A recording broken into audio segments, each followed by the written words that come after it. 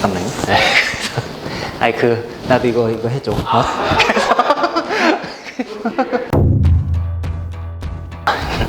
사실이냐고요? 네. 자, 고시촌에 오셔서 여러분들 아무나 붙잡고 물어보시면 될 것 같습니다. 자, 타 학원 관계자가 아닌 이상, 자, 이건 부정할 수 없는 사실입니다. 각 분야의 1등 선생님이 모두 계시면 우주 최강팀 아닌가요? 안녕하세요, 여러분. 네, 웰비스 한림법학원의 자료해석자님 석치수입니다. 해석의 석, 다스릴 치, 숫자 수, 석치수입니다. 네, 저는 2009년 11월, 자, 그 당시 28살에 데뷔하였으나 횟수로는 지금 12년 차입니다. PSAT는 Public Service Aptitude Test의 약자로 공직 적격성 시험입니다. 자, 예전 공무원 시험은 단순 암기, 즉 정적 지식에 대한 시험이었다면 PSAT는 종합적 사고 능력, 즉 동적 지식에 대한 시험이라고 생각하시면 간단합니다.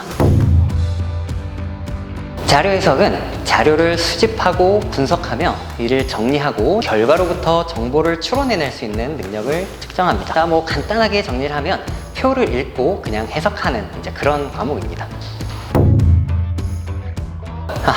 여러분들 스포자분들 많으시죠? 네, 자, 여러분들이 사칙연산 중에서 덧셈, 뺄셈, 곱셈을 하실 수 있으면 가능합니다. 여러분들의 두려움 반드시 제가 깨트리겠습니다.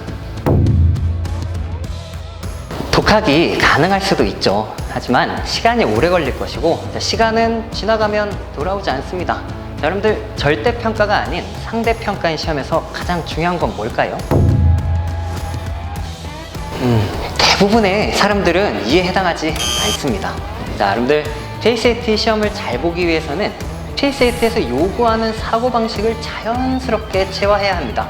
자, PSAT 시험이 무서운 것이 뭔지 아세요? 자, 연습을 아무리 열심히 해도 막상 시험장에 가면 또 기존의 습관대로 문제를 푼다는 것입니다. 자, 이런 습관을 고치기 위해서는 3개월의 시간, 부족한 시간입니다. PSAT는 NCS 합격에 도움이 되지만 NCS는 PSAT 합격에 도움이 되지 않는다 라고 이제 정리를 할 수 있습니다. 자, NCS의 평가 항목은 기초 연산 능력, 기초 통계 능력, 도표 분석, 도표 작성 능력으로 PSAT 평가 항목인 이해, 적용, 분석, 종합평가보다도 낮은 수준입니다. 그리고 방향도 다르기 때문에 NCS로는 PSAT를 공부하는 것은 적절하지 않습니다.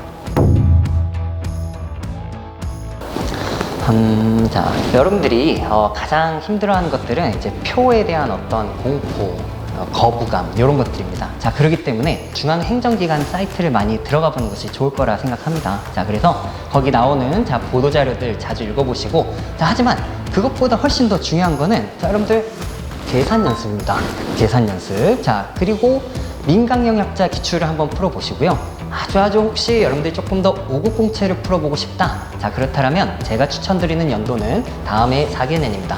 자, 2010년, 2013년, 2017년, 그 다음에 2020년 요 4개년 정도를 한번 풀어보시면 될 것 같습니다.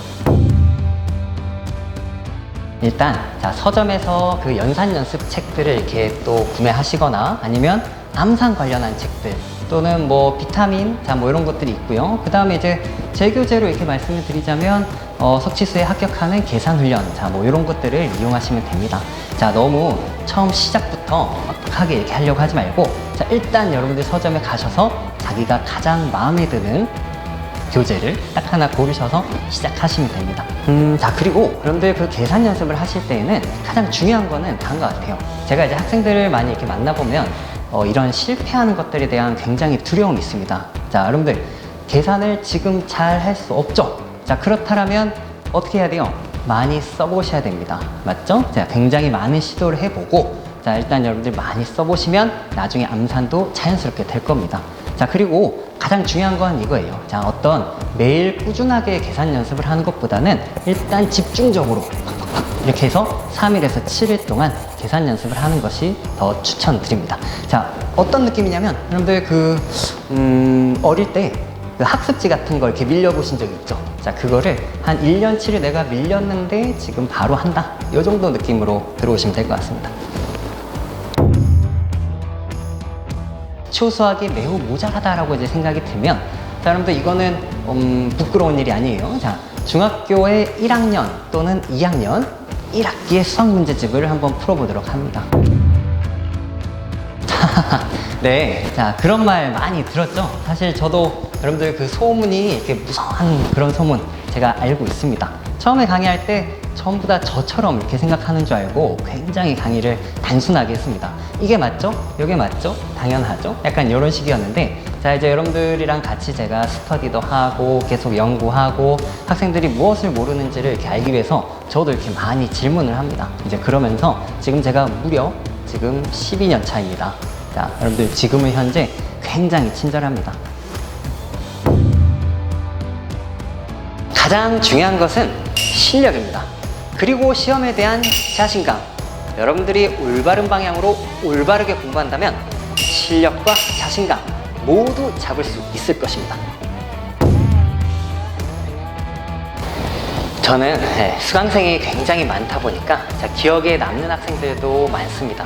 자, 일단 국립외교원을 준비한 학생 중에서 첫 시험에서 37.5점 37.5점 여러분 꽈락입니다. 자, 이 꽈락이었던 학생이 저와 열심히 준비해서 90점을 상승해서 최종 합격을 한 학생도 있고, 자, 19년에 심지어 100점을 맞은 학생도 있습니다. 자, 그리고 3년 연속 1차를 떨어졌다가 1년 저랑 바짝 공부한 다음에 그 다음 해에 바로 최종 합격한 학생도 있습니다. 자, 그리고 우리 지역인재 7급 친구들에 대해서 또 생각을 한번 해보면, 처음에 그 제 심화 강의에서 15점을 받고 막 엄청 좌절하던 학생이 있었는데 실전에서 자료에서 85점을 받고 최종을 합격한 학생도 있고요. 자, 그 다음에 첫 시험에서 무려 30점을 받은 학생이 92.5점으로 최종 합격한 그런 케이스도 있습니다. 자, 2020년의 경우 무려 95점을 받은 학생도 있습니다. 자, 여러분들 꽈락에서 80점 이상으로 상승한 경우는 정말 수도 없이 많습니다. 제 강점은 풍부한 컨텐츠, 이해하기 쉬운 설명력, 학생들과의 친밀감, 그리고 관리 능력입니다. 제가 등장하기 전에는 계산만 하는 공부를 하였는데 제가 등장한 이후 올바른 자료 해석 공부 방법이 정립되었다라고 자부합니다. JCAT에서 요구하는 사고를 정확하고 올바른 방향으로 가르칠 수 있는 사람은 오직 석치수, 저 자신뿐이라고 생각합니다. 사고의 기초부터 응용 및 사고의 확장까지 할 수 있는 유일한 강사라고 생각합니다.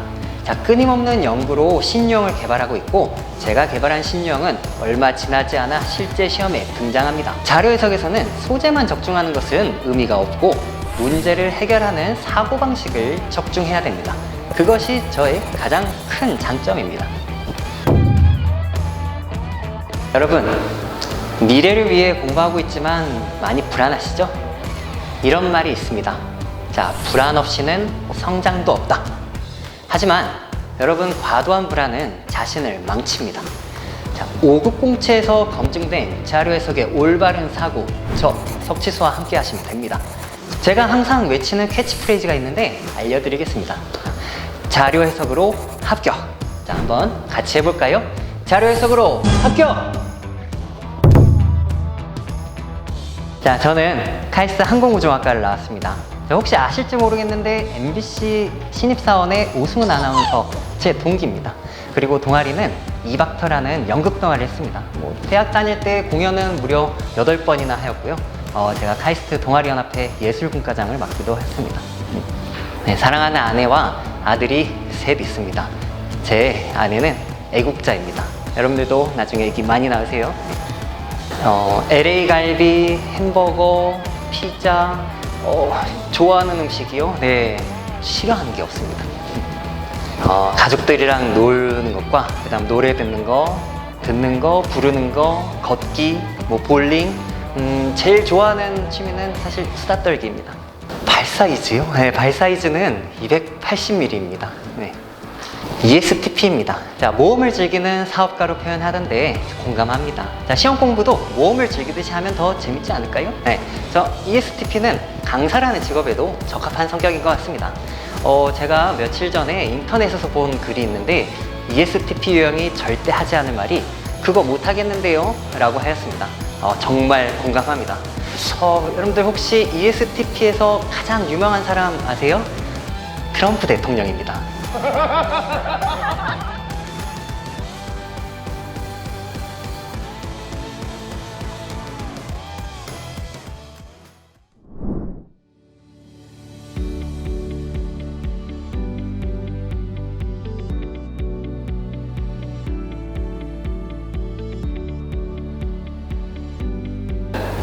2021년에 이게 대본. 예. 안녕하세요. 윌비스 한림법학원 상황판단 전임 박준범입니다.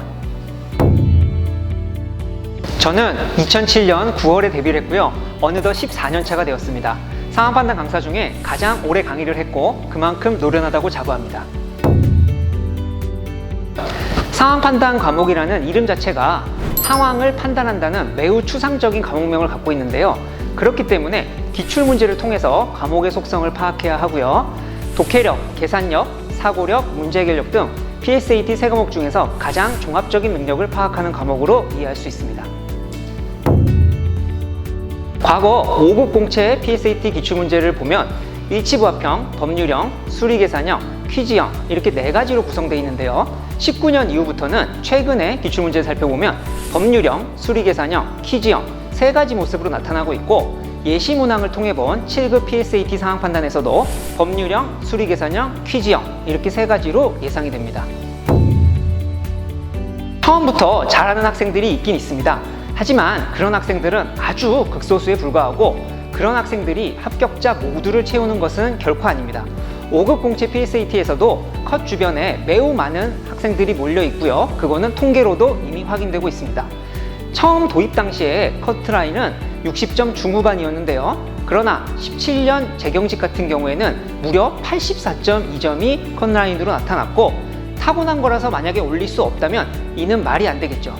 PSAT도 노력으로 극복했기에 컷이 급상승했고요. 처음에는 5급 PSAT에서도 동일한 질문이 굉장히 많았는데요. 이제는 이런 질문을 하는 학생은 없습니다. 어떻게 올릴지를 물어봅니다. 일반적인 공부는 이해, 정리, 암기 이렇게 3단계로 구성이 된다고 볼 수 있는데요. PSAT는 분석, 전략, 체화 이렇게 3단계로 구성이 됩니다. 따라서 PSAT은 공부가 아니라 훈련에 가깝다고 이해하셔야 되고요. 시험이 아니라 시합이라고 생각하셔야 합니다. 각각의 여러분들이 국가대표가 되어서 올림픽에 출전한다는 느낌으로 접근하셔야 하고요. 그렇기 때문에 선 기출풀이를 통해서 분석을 하고 전략을 만든 다음에 후 훈련을 통해서 체화를 하시는 걸로 이해하셔야 합니다. 현재 7급 공채 PSAT 기출문제라고 하면 예시문항 단 4문제밖에 없습니다. 그렇기 때문에 이것만 갖고 여러분들이 공부하실 수는 없고요. 그 유형을 살펴보면 법률형, 퀴즈형은 분명히 포함될 것으로 예상이 되기 때문에 박준범이 합격하는 법률특강 그리고 박준범이 합격하는 퀴즈특강을 통해서 미리 공부를 해두신다면 충분히 대비하실 수 있을 것입니다. 첫 번째, 25문제 전체 운영 전략, 즉 60분 동안 25문제를 어떻게 운영할 것인지 그리고 한 문제 내에서 어떤 운영 전략을 갖고 임할 것인지 이게 첫 번째로 가장 중요하고요. 두 번째로 PSAT 고득점자의 공통점을 제가 소개해 드릴 수가 있는데 하나는 탄탄한 기본기, 여기서 기본기를 하면 독해력과 계산력, 문제 해결력 이런 것들을 가리키고요. 두 번째, 효과적인 선택지 처리 방법, 즉 효율적으로 보기를 어떻게 처리할 수 있는가. 세 번째, 출제자의 의도에 부합하는 변환, 즉 접근 방법을 출제자의 의도에 맞도록 그렇게 몰아갈 수 있는가. 그리고 세 번째로 나는 반드시 합격할 수 있다는 자신감입니다. 제가 제주대에 특강을 간 적이 있는데요. 그때 토요일에 특강을 했었는데 그리고 그 다음 주 월요일에 바로 서울로 올라와서 학원을 다녔던 학생이 있습니다. 그 학생은 수험 기간은 9개월이었고요. 지역인재 7급에서 최종적으로 합격을 했고 그 학생이 굉장히 좋은 장점으로 보여줬던 거는 첫 번째, 이렇게 바로 올라와서 공부를 했었던 추진력, 그리고 두 번째로 제가 가르쳐 드렸던 거를 그대로 다 흡수해서 시험장에서 유감없이 발휘했던 흡수력, 이 두 가지 장점이 굉장히 기억에 남는 학생이었습니다. 저의 강점은 첫째, 전체 운영 전략, 그리고 성구안, 그리고 선택지 처리 방법 등 실제 점수 향상으로 이어지는 실전적인 강의 체계 및 내용이 저의 강점이고요. 두 번째로 실제 PSAT에 가장 부합하다고 13년간 호평받은 고퀄리티 모의고사가 제 강점입니다. 2021년에 7급 공채에 PSAT가 도입되면서 많은 수험생 여러분들이 불안해하고 궁금해하실 텐데요. 상황 판단은 저 박준범을 믿고 따라오신다면 비판적인 시각, 출제자의 시각, 고득점제의 시각을 바탕으로 상황 판단에서 실질적인 점수 향상을 가질 수 있도록 해드리겠습니다. 저만 믿고 같이 해보시죠. 상황 판단은 박준범입니다. 저는 서울대학교 법학과를 졸업했고요. 법학과에서 농구 동아리를 했습니다. 아내하고 두 딸이 있는데요. 큰 딸은 6살, 둘째 딸은 9개월입니다. 언니가 요새 동생을 마구 불리고 그래가지고 조금은 걱정이 됩니다. 저는 된장찌개를 정말 좋아하는데 일주일에 한 4번은 먹는 것 같습니다. 저는 격일로 헬스를 다니고 있는데요. 그 이유는 수험생만큼 강사도 체력이 중요하기 때문에 체력 관리를 위해서 헬스를 하고 있고요. 또 매년 10여 곳 이상 대학을 특강을 나가는데 그럴 때 지방에 있는 대학에는 드라이브 한다는 기분으로 가고 있습니다. 저는 운동화는 280mm를 신고요. 구두는 275mm를 신습니다. 제 MBTI는 ISFJ인데요. 용감한 수호자고요. 이제는 여러분들의 상황 판단 수호자가 되겠습니다.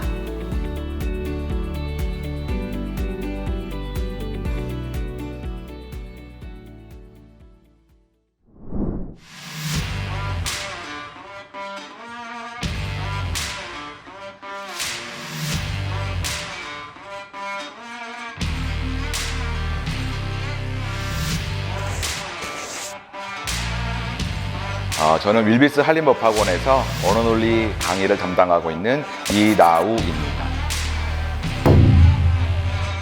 언어논리를 연구를 처음 시작한 거는 지금으로부터 약 13년 정도 됐고요. 그리고 실제 강의를 시작한 거는 이제 11년 정도 됐습니다.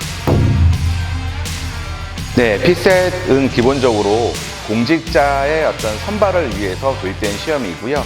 그 공직을 하는 과정에서 필요한 직무 적성을 테스트하는 시험이라고 할 수 있겠습니다. 그 중에서 언어 논리는요, 여러분들이 기본적인 어떤 능력이라 할 수 있는 어떤 텍스트를 읽고 이해하는 능력을 검증하는 그런 시험이라고 할 수 있겠습니다. 근데 단순하게 만약 암기하는 시험이었다면 시험을 준비하는 기간이라는 게 정말 중요한 변수라고 할 수 있겠습니다. 그런데 이 시험은 단순하게 무엇의 지식을 남기하는 그런 시험이 아니거든요. 그래서 여러분들이 올바른 방법을 가지고 충분한 어떤 연습을 하신다면 분명히 5급을 준비하시는 분들과도 경쟁을 해서 당당하게 합격하실 수 있을 거라고 저는 생각합니다.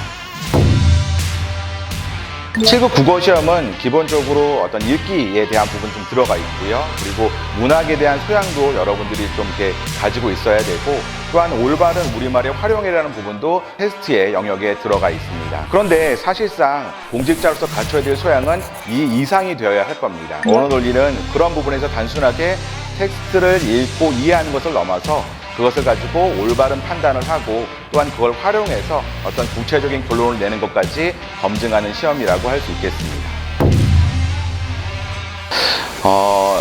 언어 논리뿐만 아니라 자료 해석, 상황 판단, 어떤 과목에도 기본적으로는 제시된 텍스트를 읽고 그것을 갖다가 빠른 시간 내에 소화하는 능력은 기본기라고 할 수 있습니다. 피셋 공부를 기본적으로 시작하시기 전에 꼭 하셔야 될 게 있다면 저는 독해 연습이라고 생각합니다. 그래서 다양한 텍스트, 여러 가지 텍스트를 여러분이 보시고요. 그리고 그것을 빠른 시간 내에 읽어내시면서 동시에 정확하게 소화할 수 있는 그런 과정을 연마하셨으면 좋겠습니다. 피셋 언어 논리에서 가장 중요한 것을 꼽는다면 그 백미는 바로 텍스트를 그대로 이해하는 것뿐만 아니라 그것을 올바르게 활용하는 것, 그리고 그것을 다른 판단에 적용하거나 또는 어떤 구체적인 결론을 내리는 이런 어떤 판단 능력도 굉장히 중요한 영역이 됩니다. 기초적인 논리적 지식의 학습은 반드시 필요하다 할 것입니다. 그런 어떤 여러분들이 꼭 일독해야 될 논리적인 어떤 책들이 있는데요. 논리학의 지식에 관련된 책들은 제가 강의를 통해서 여러분에게 세세하게 알려드리도록 하겠습니다. 가장 기억에 남는 학생은 저에게 굉장히 색다른 합격 시기를 들려준 학생이었습니다. 60점 정도에서 어떤 시작한 학생이셨는데요. 결과적으로는 90점이 넘는 점수로 최종 합격을 하셨습니다. 그분이 저한테 어떤 이야기를 해주셨냐면 제가 이전에는 언어 논리를 어떻게 풀었는지 전혀 기억나지 않아요. 이렇게 얘기하셨거든요. 그만큼 그 방법 자체가 완전히 바뀌고 관점 자체도 완전히 바뀌었다라는 것을 의미를 하는 거겠죠.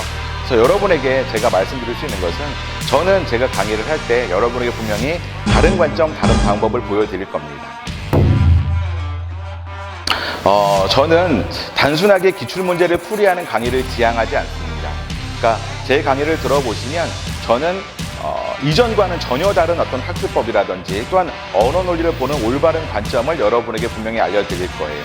그래서 여러분들이 언어 논리가 단순히 기출문제를 반복적으로 푸는 게 아니구나, 여기서 무엇을 깨달아야 되고 어떻게 앞으로 해야겠구나에 대한 방향성이라든지 방법도 여러분이 분명히 아시게 될 겁니다. 미국의 유명한 인사인 진론이 이런 이야기를 했습니다. 누구나 두 가지 고통 중 하나는 겪는다고 말했죠. 하나의 고통은 바로 수양하고 연습하는 과정에서의 고통이고요. 또 다른 고통은 바로 결과가 나온 다음에 후회하는 고통입니다. 그 중에 어떤 고통을 겪어야 될지 반드시 하나를 겪는다면 저 같으면 전자를 선택하겠습니다. 그런 면에서 저는 여러분의 수업 그 과정을 단축시킬 수 있도록 최선을 다해서 강의를 준비하고 또한 강의를 하겠습니다. 언어 논리, 이름에서 아시다시피 언어는 독해라는 것을 상징하고 또한 논리라고 하는 것은 논리적 사고를 상징합니다. 그 두 가지 모두를 균형 감각을 가지고 강의할 수 있는 사람은 저밖에 없다고 저는 생각하고 있습니다. 여러분들도 제 강의와 함께 하시면서 최선을 다해서 시험을 준비해 주시기 바랍니다. 그럼 여러분 화이팅! 서울대학교 중어중문학과를 다녔고요. 동아리는 사진 동호회를 좀 했었고요. 그리고 연극 동아리도 했었습니다. 그래서 실제로 공연도 했던 기억이 나고요. 실제로 화려한 조명이 저를 감쌌던 그런 기억도 있고요. 또 관객 투표 결과 인기 투표에서 1위를 했던 아주 재미있던 기억도 있습니다. 지금 사랑하는 제 아내가 있고요. 그리고 첫째는 딸이고요. 둘째는 아들입니다. 물론 사랑스러운 아이들이긴 한데 항상 뒤돌아서면 치울 게 산더미처럼 쌓여 있다는 게 저의 어떤 고민이긴 합니다. 가장 좋아하는 음식은 글쎄요, 오히려 좋아하지 않은 음식을 고르는 게 쉬울 것 같은데요. 그냥 그때그때마다 상황마다 다른 것 같아요. 못 먹는 거 빼고는 다 좋아하고요. 다들 그렇지 않을까요?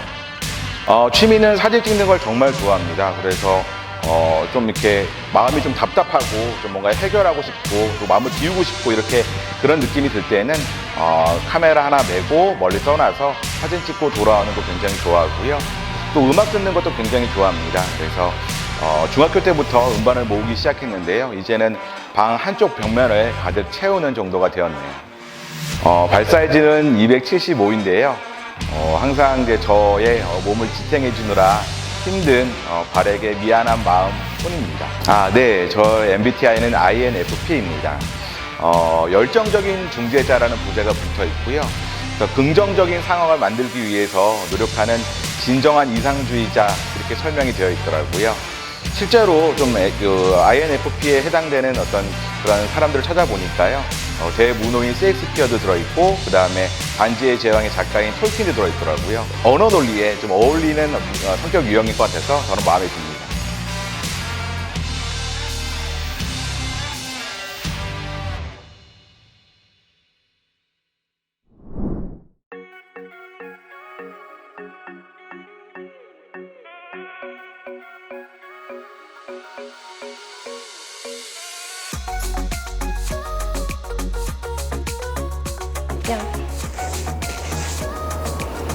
그냥 요 정도. 예. 안녕하세요. 반갑습니다. 저는 밀비스 한림법학원에서 언어 논리를 담당하고 있는 한승아라고 합니다. 저는 2016년부터 강의를 시작했습니다. 그래서 올해는 횟수로 5년 되었습니다. 네, PSAT 언어 논리 과목은 행정부처에서 근무하면서 공공부문에 발생한 문제 상황을 정확히 진단하고 효율적, 효과적으로 해결할 수 있는 능력을 평가하는 과목입니다. 논리적, 종합적, 비판적 사고력을 측정하는 시험이라고 PSAT 안내서에서 언어 논리를 그렇게 소개하고 있습니다. 사실 PSAT 언어논리 과목에서 가장 중요한 것은 출제자가 원하는 바를 정확하게 짚어내는 것입니다. 그렇기 때문에 PSAT 언어논리 과목에서 출제자가 원하는 바를 정확하게 파악하지 못하는 사람이 못하는 시험일 뿐이지 내가 학벌이 좋지 않다라고 여기시는 분들이 못하는 것은 절대 아닙니다. 네, PSAT 언어논리 과목이 아무래도 외형적인 특징 때문에 수능 비문학 언어 지문 문제하고 동일한 시험이다라고 여기시는 분들이 많습니다. 그런데 일부분 도움이 되기는 합니다. 독해의 기본기를 다지는 정도로 도움이 된다라고 생각을 하시면 될 것 같습니다. 네, PSAT 기출문제는 매년 다른 특징을 가지고 있습니다. 그렇기 때문에 최근 4개년치 정도 시험 문제를 풀어보시는 것이 가장 좋습니다. 이렇게 최근 4개년치의 기출문제를 풀어보시면 내가 공부가 전혀 되어 있지 않은 상황에서 현재의 상황이 어떠한지, 내 상태가 어떠한지를 정확하게 판단할 수 있는 근거가 됩니다. 현재의 상황, 내 상태가 어떠한지를 판단할 수가 있는 그러한 자료가 준비가 된다면 앞으로의 수험 생활에서 내가 보완해야 하는 부분, 내가 공부를 해 나가야 하는 방향에 대해서 계획을 정확하게 세울 수가 있습니다. 일단 첫 번째로는 논리학이다라고 말씀을 드리고 싶습니다. PSAT 언어 논리를 준비하시는 분들이라면 기초 논리학 학문의 이론은 공부를 해 두셔야 합니다. 그리고 두 번째로는 출제자의 의도를 파악하는 능력. 공부를 열심히 하셨다라고 하더라도 시험 문제에서 출제자가 의도하는 능력이 무엇인지를 정확하게 파악하시지 못하는 경우에는 점으로 이어지지가 않습니다. 그렇기 때문에 출제자의 의도를 파악하는 능력도 굉장히 중요하다라고 말씀을 드리고 싶습니다. 한 2명 정도 학생이 기억이 남습니다. 작년 시험이 굉장히 어려웠어요. 2019년도 시험이 굉장히 어려웠는데 상황상 지방에서 서울로 왔다 갔다 하면서 공부를 하는 친구가 있었습니다. 그런데 그 친구가 자신이 준비를 하는 직렬에서 최종적으로 2등이라는 성적으로 합격을 했다라는 소식을 듣고 굉장히 기뻤습니다. 그리고 두 번째로 또 기억이 남는 학생은요. 2018년도부터 제 강의를 계속 꾸준하게 수강을 해줬었던 친구인데요.